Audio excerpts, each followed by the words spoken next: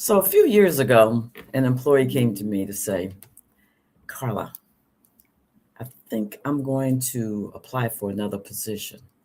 She said, I enjoy working here, but I really want to get close to my parents. They were aging and she wanted to be able to be in a position to take care of them. Now, we were in the DC area and her family, her parents lived in the Midwest. So I said, I understand. She was a fabulous employee, very quiet, but just an awesome employee. She performed like at a 10th level. So yeah, I just thought, wow, I don't want to lose her, but it is what it is. She needs to take care of her parents. And then months later, it had to be about 7 or 8 months later, she said, Carla, I accepted a position. I said, great. I'm going to call her Linda. I said, great, Linda. And she said, you know what? This was a hard situation that I was in. I said, well, what happened? She said, I applied for 100 positions. I was only asked to be interviewed 20 times, and I was only offered one position, one out of 100 applications. Thought, wow, but you got the job. She said, yeah, and I'm excited to be able to be there for my parents. So what's the point of the story? Never give up, people.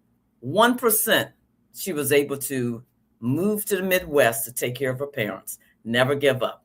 And I'm going to tell you someone who never gives up. I call her the Marine, Miss Flynn Westfall. So today, folks, welcome to Lead Like You Mean It, people. I'm going to tell you a little bit about Valin.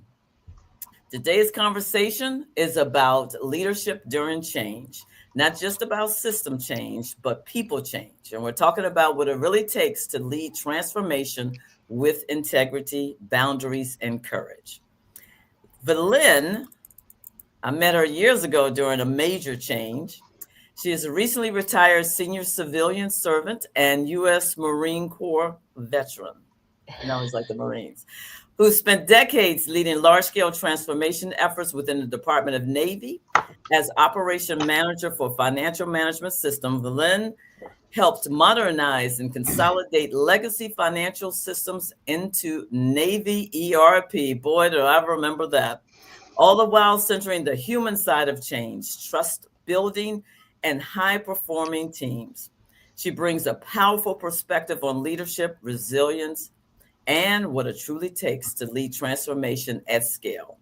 Valin, welcome to Lead Like You Mean It, people. Thanks for having me, Carla. Thank you so much.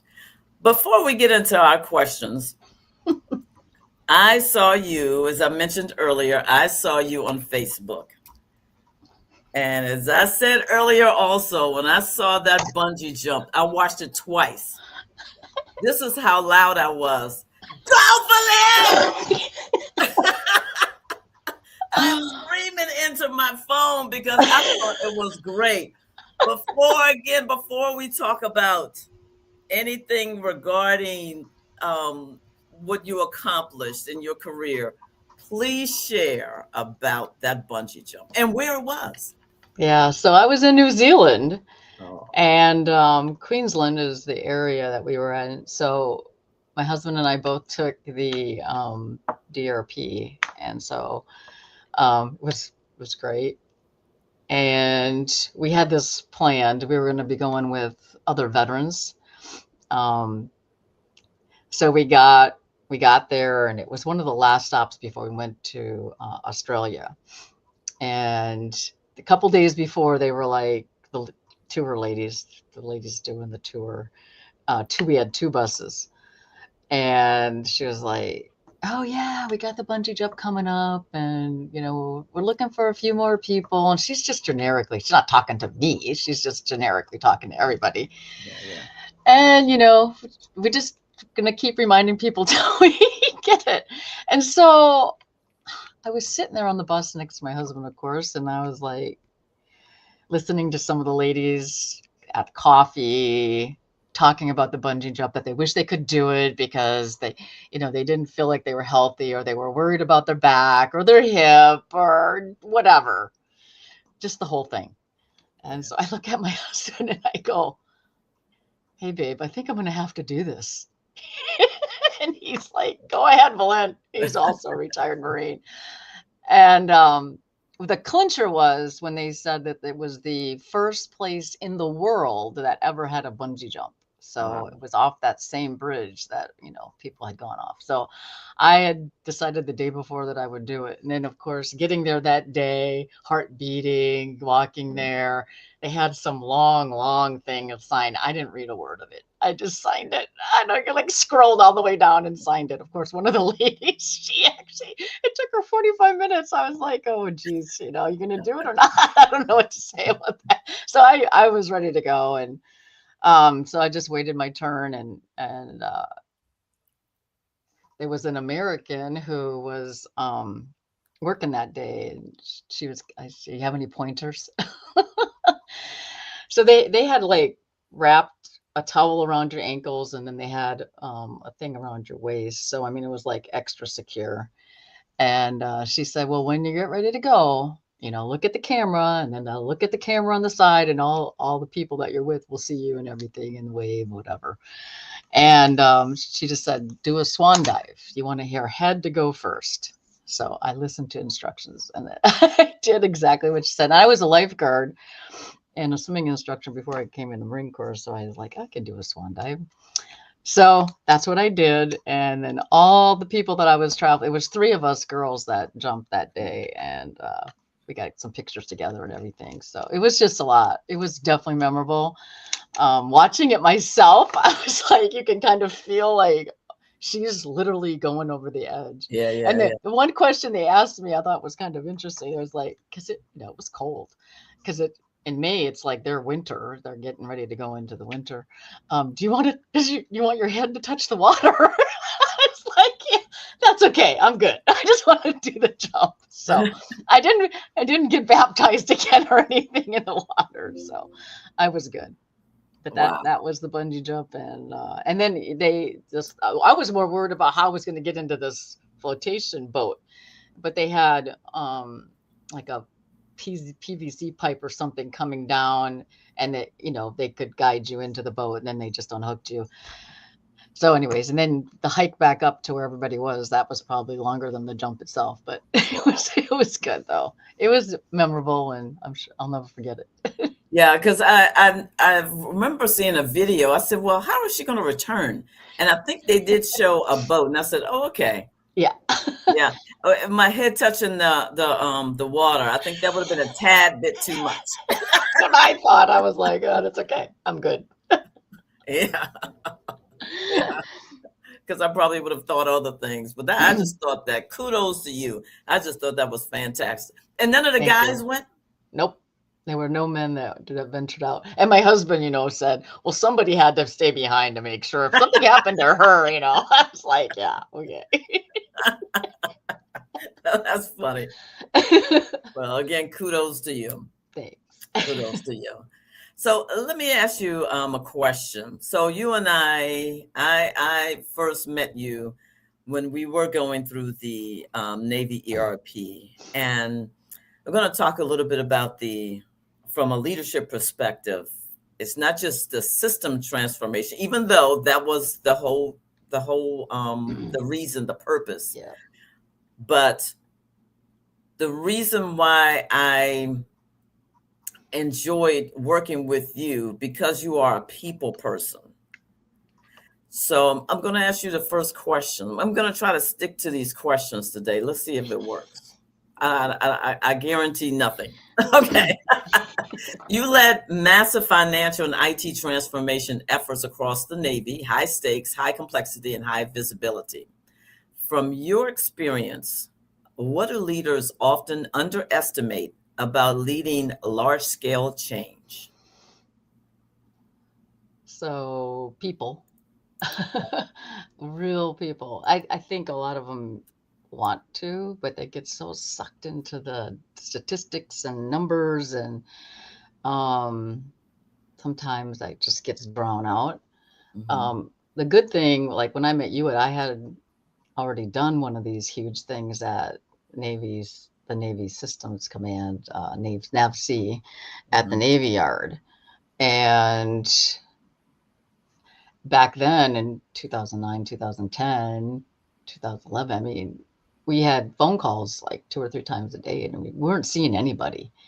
But that transformation set me up for what was to come to get the rest of the Navy in the box. And I had, it was like an 8-year lull there. So people went and did different things. Like Vlad was on the call, I think last month. So him and I had worked together when we were at NAVSEA, and then, people went and carried out their lives or whatever the next steps in their journey. And then when this came back up that we're going to finish the Navy, it was like, bring the band back together, Wow. And so a lot of the familiar faces came out of retirement or as contractors or government people kind of found their way back, which is what I kind of did. And I really loved it the first time around. So I wanted to be part of the again, and a lot of that had to do with the people. A lot of those folks are my friends, just like in the Marine Corps. You go to war together. Your bond is you've done something really hard together, and it's like not something you'll ever forget. And when you have that kind of success, you think you can repeat it easily, but it's not. It's harder because it's different people, different dynamics, different time, and politics, life, whatever. But I always have my dad. My dad always said to me, be aware of what's going around you, and that has always stuck with me. Be aware of the people. Be aware, and even through life, like who's the wallflower? Who's the person who used to talk on the phone and now is silent? I need to reach out to that person and find out what is going on. So I intentionally try to be in tune with what is going on with the people. And that means you have to invest yourself in like getting to know them, finding some common ground, whether it's the Packers or, something with their children or whatever. The connection really matters. And then there's some empathy that I think, understanding.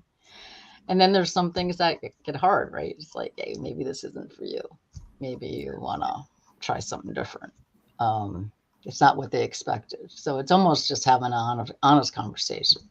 I remember doing that, with our Marines growing up, as a young Marine. I put in the chat the Marine Corps leadership principles, like know yourself, so this is where I was grounded after I, graduated from high school. So that all resonated with me, and I've carried those core values, if you will, with me through my whole life. So now that you mentioned that, can you read off? Sure. So know yourself and seek self-improvement. That's like that is like core. Yeah. Be technically and tactically proficient. Know your people and look out for their welfare. And that's like really paying attention to people when they're not having a good day. Keep your personnel informed, communication. Set the example. Ensure the task is understood, supervised, and accomplished. That to me is more of a partnership. Train your Marines and sailors as a team. Make sound and timely decisions. Develop a sense of responsibility among your subordinates. Employ your command within its capabilities and seek responsibility and take responsibility. When you're wrong, say you're wrong. Even if you're not wrong, sometimes you just need to say you're wrong. Tell you a little story. Here we are. Sure. I've got 1,000 people on this phone call. Something didn't go well. The very first night, I remember getting a phone call like 11 o'clock, and people were so upset that the project structures did not get loaded correctly, because that was the very first thing. So people were pretty irate about it. It was like a couple days went by, and I was like, okay, this isn't going away. It doesn't matter. No one can explain this away. It happened. We'll try to do better. So it was fuming up on the call. And I literally put my head down and I put my face toward the speakerphone in the center of the table. And I said, hey, everybody, this is Valin. I didn't normally talk, actually. I usually let my team do all the talking. I said, this is Valin. I just want you to know, I am hearing you loud and clear. I am sorry this happened. I am going to figure out a way in this schedule that we can try to do this again. And then everything was quiet. Mm-hmm. And nothing, it didn't matter. I just apologized and said I was going to try to figure out a way. Well, I did figure out a way. There was a time and space that we got done a little earlier, and it was about 3 weeks. And I talked with the folks, the IT people of ERP at the time, and I was like, I really need this. I need to build the confidence before we go in, because the first thing didn't work right out of the gate. So we did it, and it was successful. Mm-hmm. But a lot of people wouldn't have pushed for that. They would have just said, yeah, moving on. Yeah. So I was pretty proud of myself for actually sticking to my guns and then delivering. And people felt, it gave us momentum, a jumping off point as we were getting ready to go into like the last 3 months. Mm-hmm. It was really important.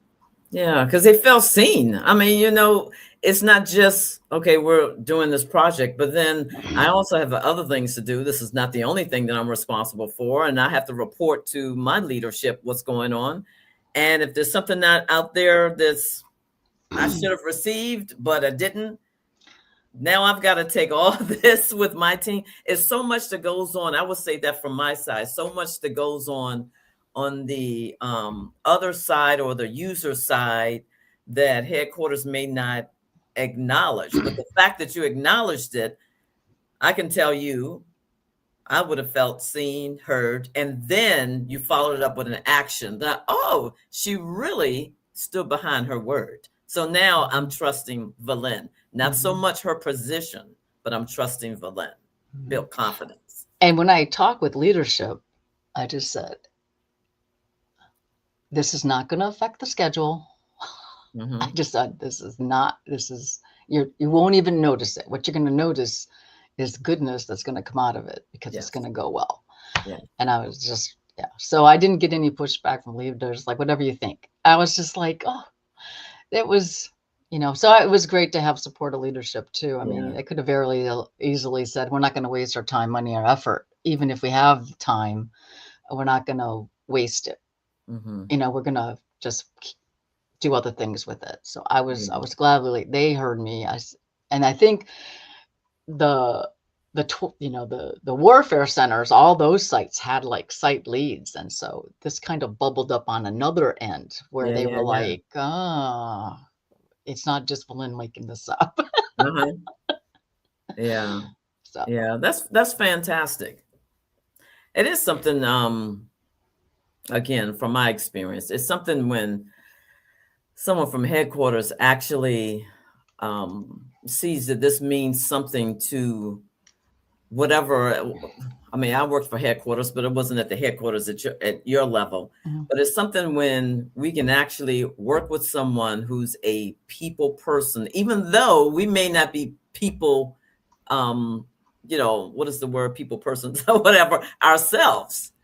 We just may have, non-emotional, because it is the military, on the Navy side. Mm-hmm. But it's something simply I can pass on that we were heard, and then now I can see something in action. It was executed.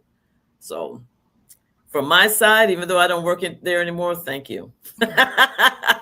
It means a lot. But tell me about the Marines. And before that, I've got to tell you this. When I first started working at the Pentagon, I was I was like 35 or something. And as I'm walking through the halls of the Pentagon, I started noticing the differences in the services. The Marines were the only ones to speak to me. They didn't know me, but they would walk down the halls, those long corridors, and they would say, "Good morning, ma'am." Well, first I felt offended, because I'm like, look, I'm only 35. What are you doing calling me ma'am? I didn't say that, but I'm thinking, why would they call me ma'am? But I didn't know it was just a sign of respect. It took me months, because I thought, as I approached a Marine, Don't call me ma'am. Good morning, ma'am. Good afternoon, ma'am. How are you today, ma'am? And then it was like, it dawned on me, oh, they're just showing respect. That's what they're trained to do. And then I just fell in love with the Marines. You guys just have a different culture. A far different culture. I'm not demeaning the other services, but I know the Marines, and that's the funny thing. I know the Marines are under the Navy, but you all don't consider that you're under. But you just have a different culture and you show respect to people. And I always had this little thing. I said, oh, I love me some Marines.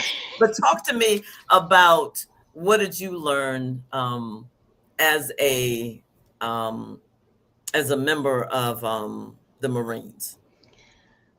So I came in right after high school and went to boot camp. I chose the Marine Corps. Funny reasons, actually.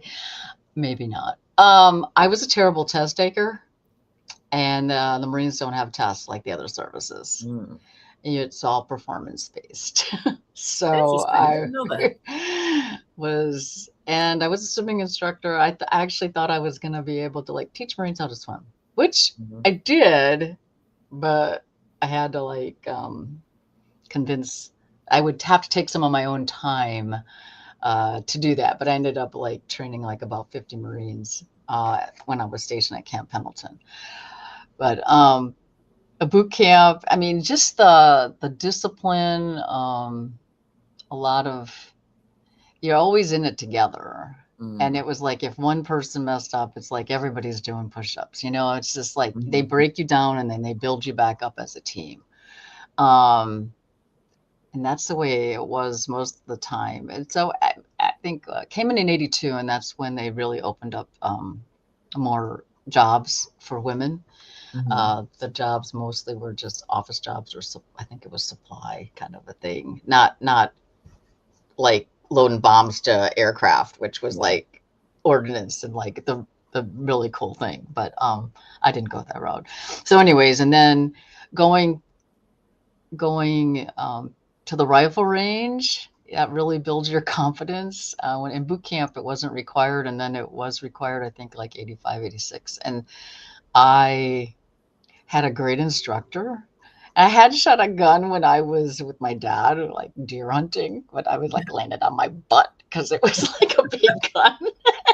And so I was like, I think I had a bruise on my shoulder, and I'm like, yeah, it's okay. I don't know if I was too interested in it. But anyways, I had a great instructor, and I got expert, and I just loved everything about. So the one thing about the Marine Corps is that you could be mud on the ground, in mud, shooting weapons, just being dirty and grungy.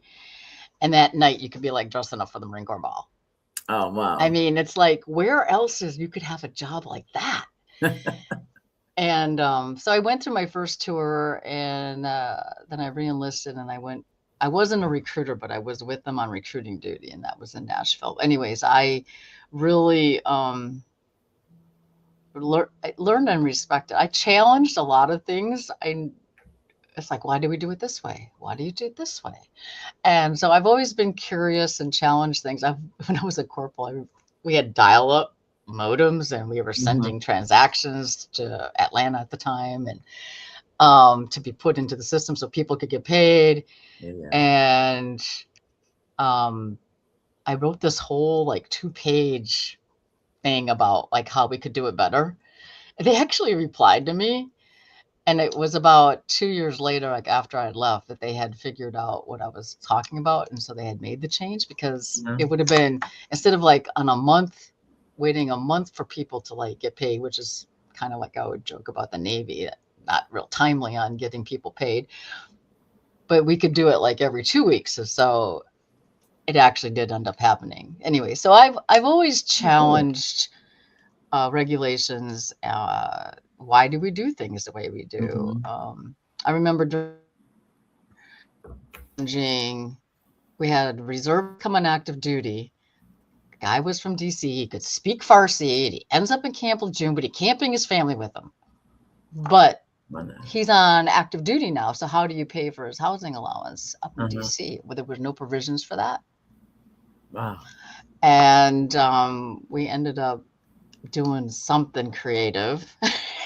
And then we ended up changing the regulation, and actually it was changed in laws to allow that, like lessons learned to, you know, be put into law so that people could get paid without anything.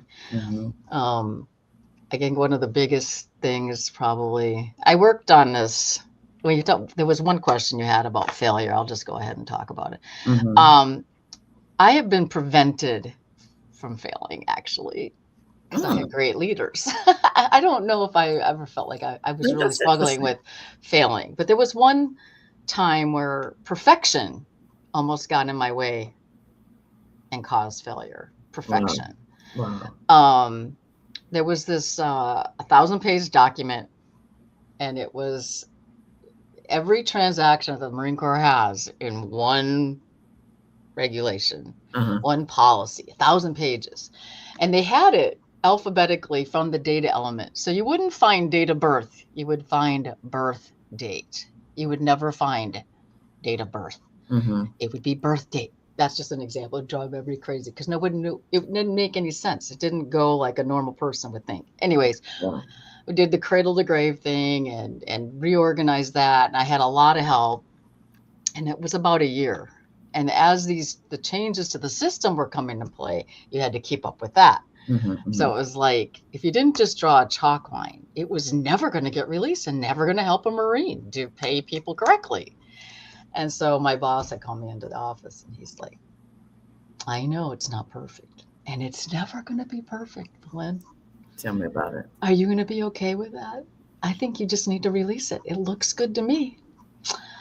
And I'm like, okay, I'm going to have to be okay with not being perfect. Let's roll. And so we did, and it was fine. And then I basically put a disclaimer out. If you see anything in here that's incorrect or is not clear, this is where you email. We had some generic thing back then too. Anyway, it was a great learning experience for me about perfection. That, you know, when they talk about like 80-20 and you know, when you go into ERP, gentleman that we both worked with before he retired, he was like, so now what, we're all just going to say it's perfect now and just think everything's good to go? Yeah, no, but it's where we are, and we'll just keep making it better. Yeah, but we keep learning. So it's something that you say about curiosity. You didn't fail because of the leaders. You had outstanding leaders. They provided support. That's pretty phenomenal, because you would think that throughout someone's career, I've failed, but you actually had a leader who said, look, you need to be able to accept this. He spoke to you at your level. You need to be able to accept this. This is where you are. We're not going to get to perfection. Are you okay with that? That's support that sometimes we never receive, but to hear a leader to be able to care enough to say, hey, Valin,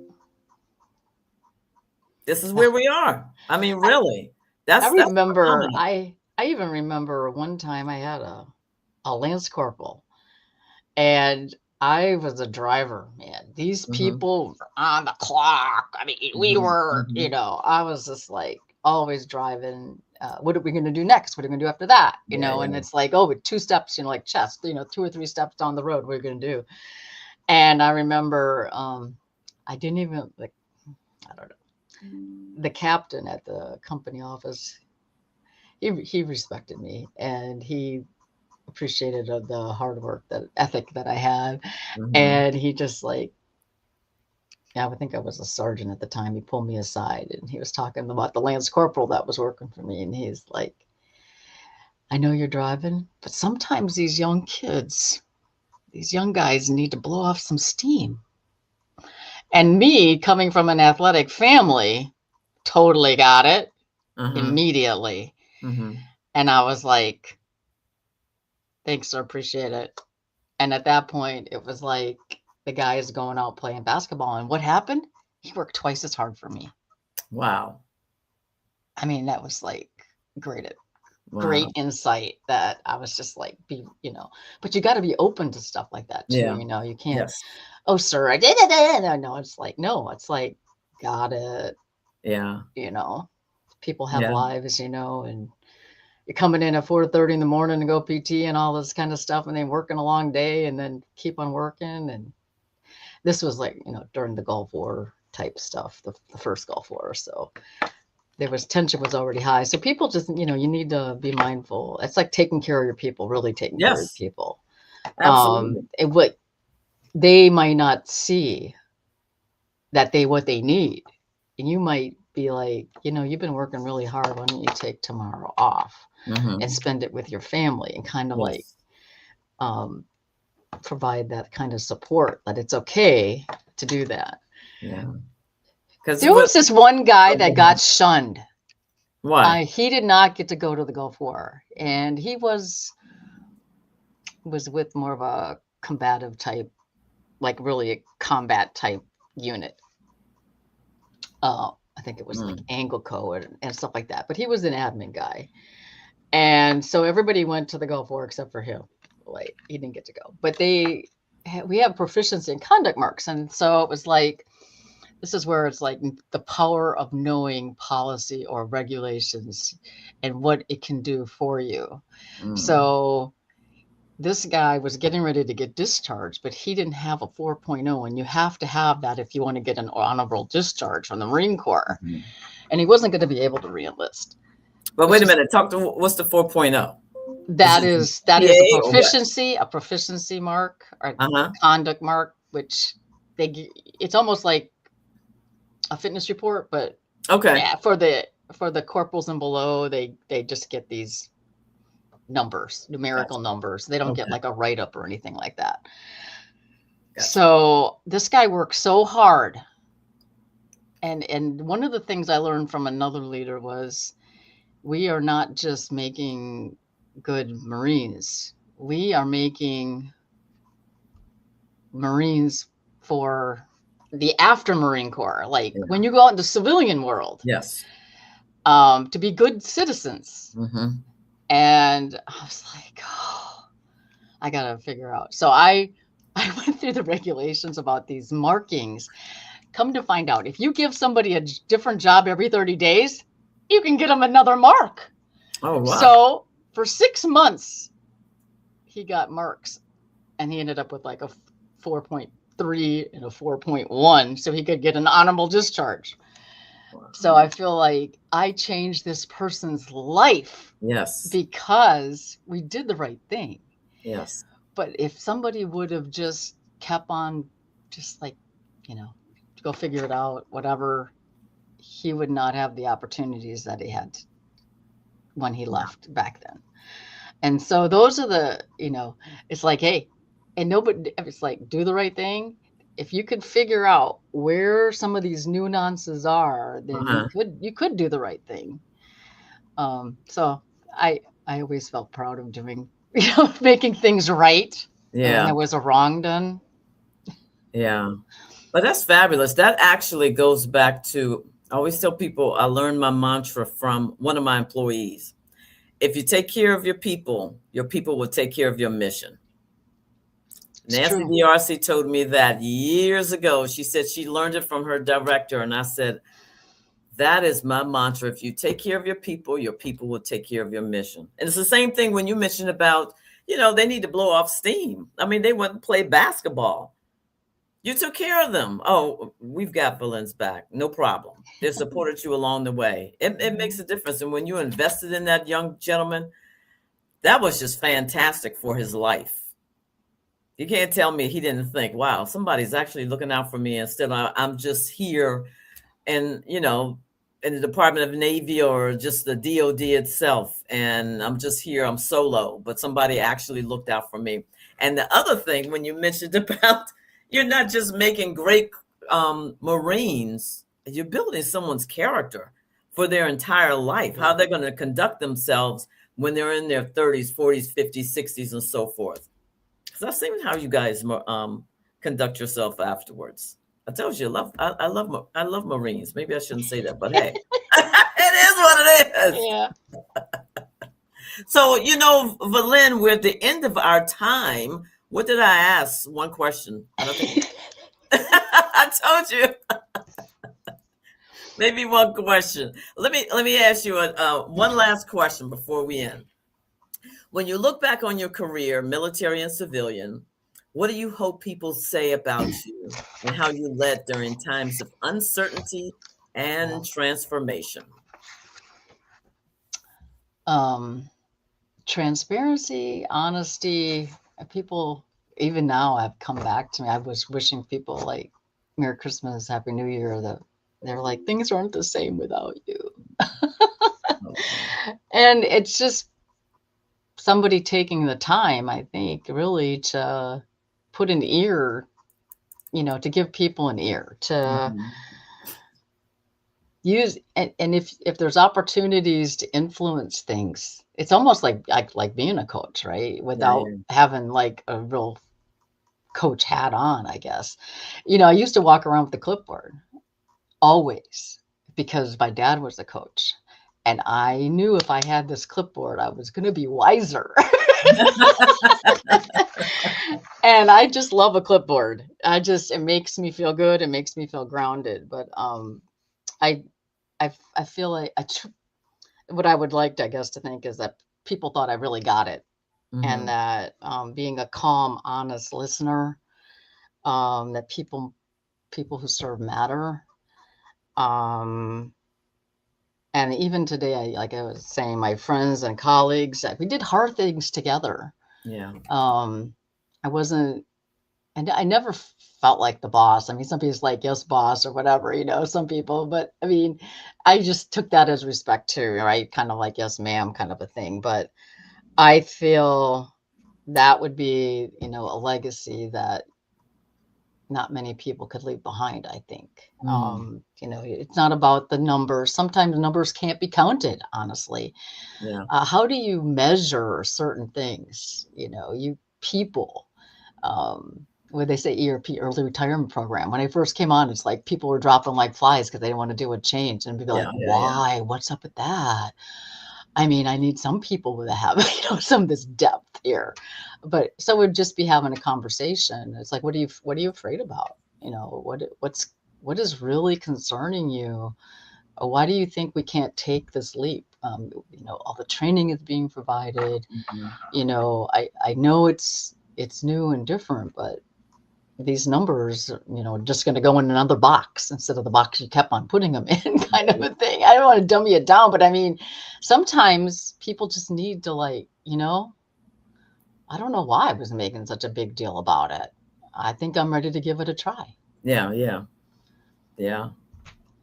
So that's kind of what I think, a calming, rational, reasonable type person who just truly cares about the mission, obviously, and will drive to it, but also being mindful of the people and what they need and what, will make them, like you said, like one thing could change the whole thing. There was an outburst on a phone call, and I was like, oh my God, they lost it. I can't have that in front of 1,000 people. So I came up with an open mic call before that call, so people could come to that meeting. It wasn't really a meeting. It was an open mic. Call in if you got a beef, or if you're freaking out, or somebody's ticked you off. I can't have you talk like that on the big call. I need you to come. Wow, I should have been on that call, Valin. So I would try to have, what can I do to help relieve this pressure point so that people feel like they have a safe place to come. No judgment. Well, I tell you what, I know from when we worked together and you were leading the effort, you always came across that we mattered, that I mattered. So I always appreciate that. And I always remember that. I didn't feel that we were just supposed to follow it because, that's the direction from headquarters. That's the direction from ASN. But I actually felt like, okay, I can reach out to her. I can have a real conversation. And as somebody who's just trying to say something to impress their leaders, or just try to say something to get me off the phone. So I always appreciated the conversation. And then at times you were just yourself. Always appreciated that. It meant a lot. You don't know how much it meant. So I appreciate your efforts. Thank you for being a guest on Lead Like You Mean It, people. I appreciate it so much. Thanks, Carla. Thank you. So today, today's conversation reminds us that leadership isn't just about systems, strategy, or success.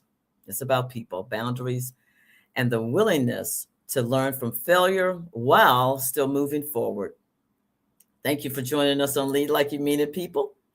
Join us every second and fourth Wednesday at noon Eastern Time for bold, honest conversations about leadership and how to lead with clarity, courage, and care. And I also want to invite you all to the Confident Leader Summit. It is a 3-day virtual experience happening February 18th through the 20th. I'm hosting it with Ash Rowe, and it's to help you lead with confidence, communicate with authority, and stop being overlooked. Register using the link in the chat, or you can simply scan the QR code on the screen. I'll be glad to see you all there. Until next time, lead like you mean it, people. Have a great day.